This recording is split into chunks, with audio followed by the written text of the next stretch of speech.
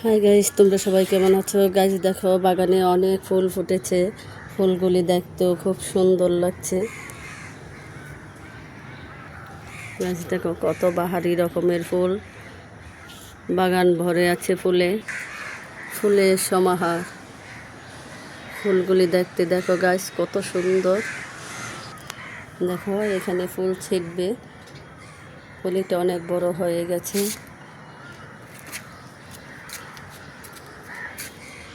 ফুল, শুধু ফুল, ফুলের সমাহার। ফুল দেখতে কার না ভালো লাগে বলো?